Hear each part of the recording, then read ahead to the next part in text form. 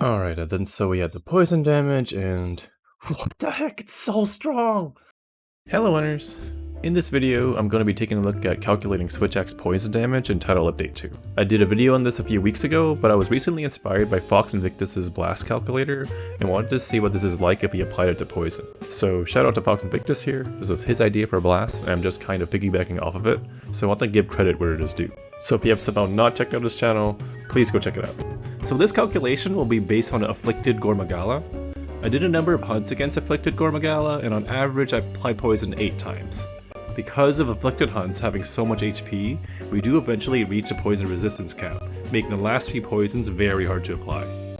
As a result, I chose to use the Remoba Switch Axe here to bring as much poison as possible. Each poison lasts 40 seconds due to Camellia's Blessing and results in 1,200 damage. So with 8 poisons, we have a total of 9,600 poison damage in the hunt. So because of file damage, we tend to look at Switch Axe in terms of the expected damage we will do from our combos instead of just considering effective raw. Since I'm playing with Wire Step and Status Trigger, I'll be just looking at our Rapid Morph loop as well as the burst counter, since I won't be having Soaring Waver Blade. So, calculating raw damage is pretty straightforward. We just determine the expected amount of damage from each of our attacks and then sum them up. However, how do we convert status applied to damage? First, we can calculate the expected amount of status we will apply for each of these combos. The Remoba Switch Axe has 77 poison status on it with poison attack 3. Our Rapid Morph Loop's total status modifiers is 8.5, so multiplying this against the poison status, it is 655 rounded up.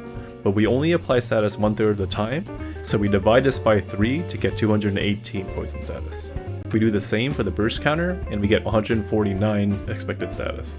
Next, we applied poison 8 times, and for Afflicted Gormagala, this means we applied 7,905 poison status. However, if we are counting the total poison damage of the final poison, we need to account for some poison damage that went towards the 9th poison. I added half of the poison cap here to get 8,647. Then, we determine the average amount of poison needed for each poison application. We divide this total by 8 to determine the average. This works out to roughly 1,081 poison status. So basically, this means that in my Gormagala hunts where I apply poison 8 times, when I apply 1,081 poison, I will be effectively dealing 1,200 damage. So if we take the fraction of the expected status for our combos and divide that by the average, then we get a percentage of the 1,200 poison damage that each of our combos will be doing. So for the Rapid Morph loop, we determined that the expected amount of poison damage was 218. So 218 divided by 1,081, they determine the percentage towards an average poison application. Then multiplied against 1,200 poison damage to arrive at 242 poison damage on average for a Rapid Morph loop. We do the same thing for the burst counter and get 165 poison damage. There's a number of things to consider here when considering calculating poison damage this way.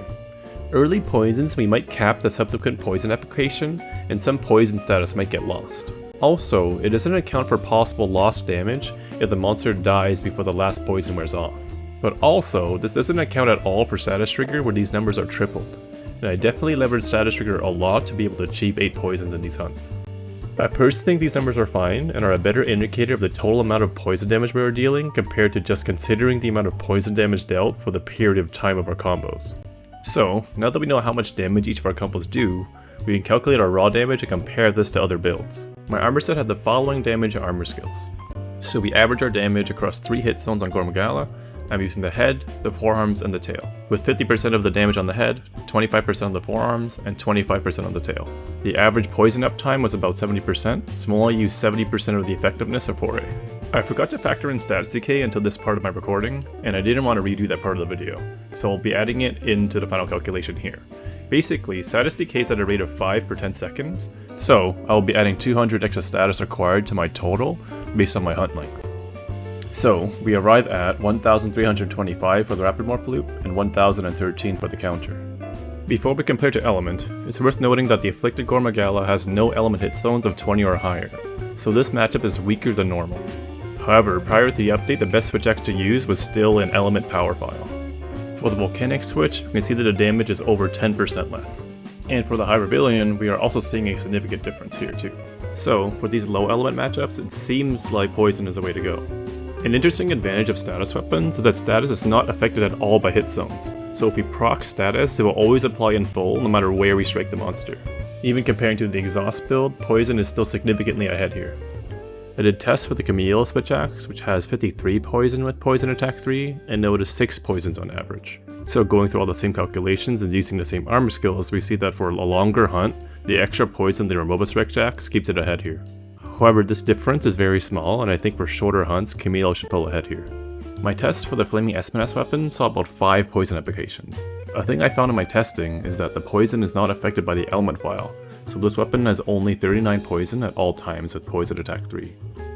Doing the same calculations, we see that the Flaming Espinasse weapon is not comparable to the power file poison switch axes, even in a fire matchup.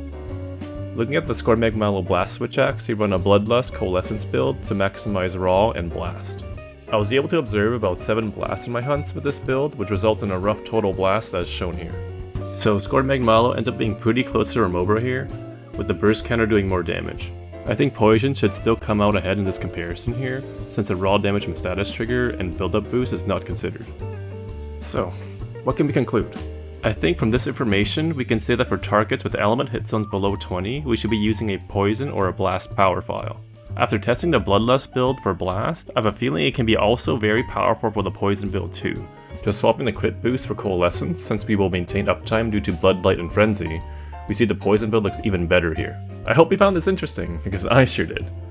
Like, comment, and subscribe, and as always, thanks for watching. Take care.